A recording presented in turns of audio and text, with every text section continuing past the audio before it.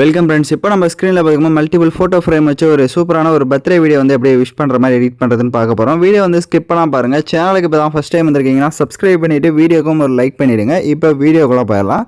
So first வந்துட்டு InShot application open பண்ணிக்கோங்க.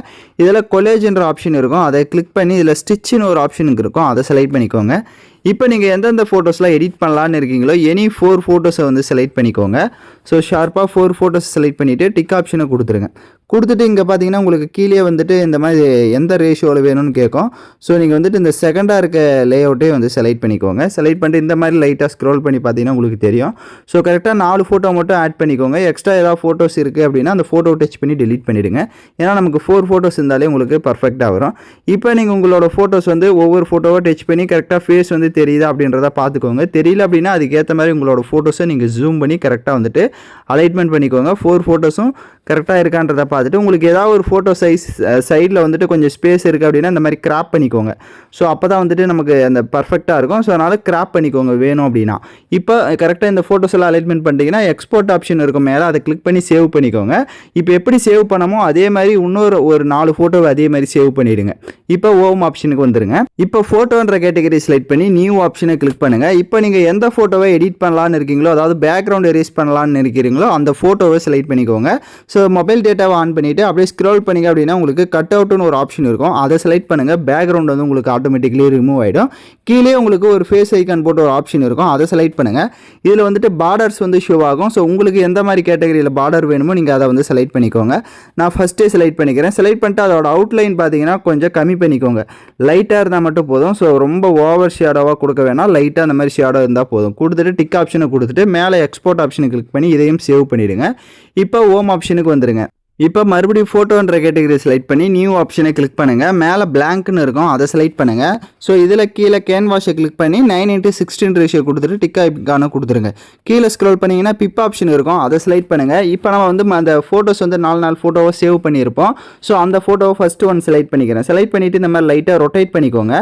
So rotate பண்ணிவிட்டு இதை வந்துட்டு மேலே கார்னரில் இந்த மாதிரி செட் பண்ணுங்கள். சைடில் அந்த ஃபோட்டோ கீழே எதுவும் ஸ்பேஸ் தெரியக்கூடாது. ஸோ அதுக்கேற்ற மாதிரி நீங்கள் லைட்டாக அந்த மாதிரி பெண்ட் பண்ணி இந்த மாதிரி சைடாக வந்து செட் பண்ணி இப்போ எப்படி நான் செட் பண்ணியிருக்கிறேனோ சேம் இந்த மாதிரி செட் பண்ணிக்கோங்க. அப்போ தான் வந்துட்டு நமக்கு கரெக்டாக வந்துட்டு எடிட் பண்ண முடியும். ஸோ இந்த மாதிரி செட் பண்ணிவிட்டு மறுபடியும் கீழே ஸ்க்ரால் பண்ணுங்கள். பிப் ஆப்ஷன் இருக்கும். நெக்ஸ்ட்டு நம்ம ஒரு இமேஜ் அதே மாதிரி 4 இமேஜ் உங்களை இந்த மாதிரி காப்பி பண்ணி செட் பண்ண சொன்னேன். ஸோ சேம் அதே மாதிரி இமேஜை செலக்ட் பண்ணிவிட்டு ஜூம் பண்ணிக்கோங்க. ஜூம் பண்ணி எந்த அளவுக்கு வேணுமோ அந்த அளவுக்கு கரெக்டாக அந்த மாதிரி ஜூம் பண்ணி செட் பண்ணிவிடுங்க. இப்போ ஸ்க்ரீனில் பார்த்தீங்கன்னா தெரியும். ஸோ கரெக்டாக அந்த மாதிரி செட் பண்ணிக்கோங்க. எந்த அளவுக்கு ஸ்பேஸ் வேணுமோ அதுக்கேற்ற மாதிரி கூட நீங்கள் அலைட்மெண்ட் பண்ணிவிடுங்க. ஸோ செட் பண்ணிவிட்டு இப்போ இந்த ஃபோட்டோஸை நம்ம அட்ஜஸ்ட்மெண்ட்டில் போய்ட்டு ஸ்டேச்சுரேஷனை ஃபுல்லாக வந்துட்டு மைனஸ் பண்ணிடலாம். ஸோ நீங்கள் வேணும் கலர்ஃபுல்லாக வேணும் அப்படின்னா விட்டுருங்க. இல்லை உங்களுக்கு அந்த ஹார்ட் எஃபெக்ட்லாம் ஆட் பண்ணுறப்ப இந்த மாதிரி பிளாக் அண்ட் ஒயிட்டாக இருந்தால் நல்லாயிருக்கும். அதனால் வேணும்னா நீங்கள் பிளாக் அண்ட் ஒயிட்டாக கொடுத்துக்கோங்க. இல்லை வேணாம் அப்படின்னா நீங்கள் இந்த மாதிரி கலர்ஃபுல்லாக கூட நீங்கள் வந்து உங்களுக்கு ஏற்ற மாதிரி செட் பண்ணிக்கோங்க. ஸோ இந்த மாதிரி செட் பண்ணிவிட்டு கீழே பிப் ஆப்ஷன் செலக்ட் பண்ணுங்கள். இந்த வீடியோக்கு யூஸ் பண்ணியிருக்க எல்லா மெட்டீரியலுமே டிஸ்கிரிப்ஷனில் டெலிகிராம் குரூப் லிங்க் இருக்குது. அந்த குரூப்பில் இப்போ ஸ்க்ரீனில் ஷோ ஆகிற மாதிரி சர்ச் பண்ணுங்கள். இந்த வீடியோக்கான மெட்டீரியல்ஸ் வரும், நீங்கள் யூஸ் பண்ணிக்கோங்க. ஃப்ளவர் இமேஜ் வந்து கொடுத்துருப்பேன். ஸோ அதை செலக்ட் பண்ணிவிட்டு இந்த மாதிரி லைட்டாக ரொட்டேட் பண்ணிவிட்டு அதை ஜூம் பண்ணிடுங்க. ஜூம் பண்ணி இந்த மாதிரி கீழே வந்து செட் பண்ணிக்கோங்க. ஸோ இந்த மாதிரி கீழே இப்போ எப்படி நான் செட் பண்ணோம் அந்த மாதிரி செட் பண்ணிட்டு மறுபடியும் பிப் ஆப்ஷன் செலக்ட் பண்ணுங்கள். இப்போ நம்ம பேக்ரவுண்ட் வந்து எரேஸ் பண்ணி வச்சுருப்போம், அந்த இமேஜை செலக்ட் பண்ணிக்கோங்க. செலக்ட் பண்ணிவிட்டு லைட்டாக ஜூம் பண்ணிவிட்டு அதை வந்து இந்த மாதிரி கீழே செட் பண்ணிவிடுங்க. ஸோ உங்களுக்கு எந்த அளவுக்கு வேணுமோ அந்த அளவுக்கு நீங்கள் வந்து ஜூம் பண்ணிக்கலாம். அந்த பேக்கில் இருக்க ஃபோட்டோ வந்து மறைஞ்சாலே பிரச்சனை இல்லை. ஸோ இந்த மாதிரி வந்து நீங்கள் செட் பண்ணிக்கோங்க. இல்லை லைட்டாக அதோட சைஸ் இன்க்ரீஸ் பண்ணுறதா இருந்தாலும் இப்போ எப்படி நான் செட் பண்ணியிருந்தேனோ இந்த மாதிரி கூட நீங்கள் வந்து செட் பண்ணிக்கலாம். ஸோ அது உங்களுக்கு ஏற்ற மாதிரி நீங்கள் கரெக்டாக உங்களோட ஃபோட்டோஸ் வந்து அலைட்மெண்ட் பண்ணிக்கோங்க. கீழே அட்ஜஸ்ட்மெண்ட்டை கிளிக் பண்ணி இந்த ஃபோட்டோவுக்கு நீங்கள் ஸ்டேச்சுரேஷன் கான்ட்ராஸ்ட்லாம் இன்க்ரீஸ் பண்ணுறதா இருந்தால் ஃப்ரண்ட்டில் இருக்க இமேஜுக்கு இன்க்ரீஸ் பண்ணிக்கோங்க. இப்போ கீழே பேக்கில் வர ஆப்ஷன் இருக்கும், அதை கிளிக் பண்ணி பேக்கில் வந்துடுங்க. டெக்ஸ்ட் ஆப்ஷனை செலக்ட் பண்ணுங்கள். ஸோ இப்போ வந்து நான் எக்ஸாம்பிளுக்கு ஹாப்பி பர்த்டே அப்படின்னு வந்து டெக்ஸ்ட் பண்ணிக்கிறேன். பட் நீங்கள் என்ன டெக்ஸ்ட் பண்ணலான்னு நினைக்கிறீங்களோ அதை வந்து டெக்ஸ்ட் பண்ணிக்கோங்க. ஏன்னா வந்துட்டு இப்போ நான் வந்து ஹாப்பி பர்த்டேன்னு கொடுத்துருக்கேன். நீங்கள் வந்து நேம்ஸை கூட இந்த இடத்துல டைப் பண்ணிக்கலாம். டைப் பண்ணிவிட்டு பக்க கலர் ஆப்ஷன் இருக்கும், பிளாக் கலர் கொடுத்துக்கோங்க. ஷேடோ இருக்கும், லைட்டாக இன்க்ரீஸ் பண்ணி பாருங்கள், உங்களுக்கு டிஃப்ரென்ஸ் தெரியும். பக்க டபிள்யூ ஆப்ஷன் இருக்கும். ஸோ டிஃபால்ட்டாக நிறையா போல்டான ஃபாண்ட்ஸ் எல்லாமே ஷோ ஆகும். ஸோ உங்களுக்கு எந்த ஃபாண்ட் வேணுமோ இல்லை ஸ்டைலிஷோ போல்டோ ஏதோ ஒன்று செலக்ட் பண்ணிக்கோங்க. இங்கே கீழே உங்களுக்கு ஸ்டோர் ஆப்ஷன் இருக்கும், அதை கிளிக் பண்ணி நீங்கள் ஃபாண்ட்ஸை வந்து டவுன்லோட் பண்ணிக்கோங்க. இப்போ நான் எக்ஸாம்பிளுக்கு ஒன் ஃபாண்ட்டை செலக்ட் பண்ணிக்கிறேன். செலக்ட் பண்ணிவிட்டு அதை லைட்டாக இந்த மாதிரி ரொட்டேட் பண்ணிவிட்டு அதை ஜூம் பண்ணி இந்த மாதிரி செட் பண்ணிக்கிறேன்.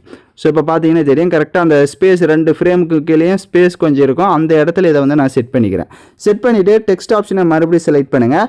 எமோஜஸ் வந்து ஆட் பண்ணிக்கலாம். நீங்கள் ஏதாவது எமோஜஸ் ஆட் பண்ணுறதா இருந்தால் ஆட் பண்ணிக்கோங்க ஒரு எமோஜஸ். ஸோ எமோஜஸ் ஆட் பண்ணிட்டு டிக் ஆப்ஷனை கொடுத்துக்கிறேன். அதையும் லைட்டாக அந்த மாதிரி ரொட்டேட் பண்ணிக்கோங்க. ரொட்டேட் பண்ணிவிட்டு ஸோ இதை இந்த இடத்துல இந்த மாதிரி செட் பண்ணிக்கலாம். இப்போ பார்த்தீங்கன்னா உங்களுக்கு தெரிஞ்சிருக்கும். ஸோ கரெக்டாக அந்த பக்கம் ஹாப்பி பர்த்டேன்றதுக்கு முன்னாடி இதை வந்து நான் இந்த மாதிரி செட் பண்ணிக்கிறேன். அது பார்க்க கொஞ்சம் யூனிக்காக இருக்கும். அந்த எமோஜிக்கு மேலே பென்சில் ஐக்கான் இருக்கும், அதை கிளிக் பண்ணி காப்பி பண்ணிக்கோங்க. காப்பி பண்ணி எமோஜி இந்த சைடில் இதே மாதிரி செட் பண்ணிடுங்க. இப்போ செட் பண்ணிட்டீங்க அப்படின்னா உங்களுக்கு பக்காவாக செட் ஆகிடும். இப்போ மேலே பாருங்கள் எக்ஸ்போர்ட் ஆப்ஷன் இருக்கும், அதை கிளிக் பண்ணி இந்த இமேஜை சேவ் பண்ணிவிடுங்க. இப்போ ஹோம் ஆப்ஷனுக்கு வந்துடுங்க. வீடியோ கேட்டகரி செலக்ட் பண்ணி நியூ ஆப்ஷனை கிளிக் பண்ணி எடிட் பண்ண ஃபோட்டோவை செலக்ட் பண்ணுங்கள். டியூரேஷன் அது எத்தனை செகண்ட் வேணுமோ நீங்கள் அத்தனை செகண்டுக்கு ட்ராக் பண்ணிவிடுங்க. பிப் ஆப்ஷனை கிளிக் பண்ணுங்கள். வீடியோ கேட்டகரியை செலக்ட் பண்ணுங்கள். ஸோ உங்களுக்கு வந்து ஹார்ட் எஃபெக்ட் வீடியோ வந்து கொடுத்துருப்பேன், அதை செலக்ட் பண்ணி ஃபுல் ஸ்க்ரீன் கொடுங்க. வால்யூம் ஆப்ஷனில் ஃபுல் வால்யூமே மைனஸ் பண்ணிவிட்டு பேக்கில் வந்துட்டு பிளண்ட் ஆப்ஷனில் போய் ஸ்க்ரீன் ஐக்கான கொடுத்துருங்க. இப்போ வீடியோவோட ஃபஸ்ட்டுக்கு வந்துடுங்க. ஆடியோன்னு இருக்கும், மியூசிக்கை கிளிக் பண்ணி மை மியூசிக்கை செலக்ட் பண்ணி ஓனாக உங்களுக்கு என்ன சாங்ஸ் வேணுமோ நீங்கள் அந்த சாங்ஸை வந்து செலக்ட் பண்ணிக்கோங்க. ஸோ செலக்ட் பண்ணிவிட்டு நீங்கள் வீடியோவை ப்ளே பண்ணி பார்த்தீங்க அப்படின்னா உங்களுக்கு பிளாக் அண்ட் ஒயிட்டாக ஆட் பண்ணதெல்லாம் அந்த ஹார்ட் எஃபெக்ட் உங்களுக்கு கலர்ஃபுல்லாக ஷோ ஆகும். ஸோ அதனால தான் வந்துட்டு நீங்கள் பிளாக் அண்ட் ஒயிட்டாக கொடுத்தீங்கன்னா உண்மை யூனிக்காக வந்து ஷோ ஆகும். இல்லை நீங்கள் கலர்ஃபுல்லாக இமேஜஸ் ஆட் பண்ணுறதா இருந்தாலும் ஆட் பண்ணிக்கோங்க.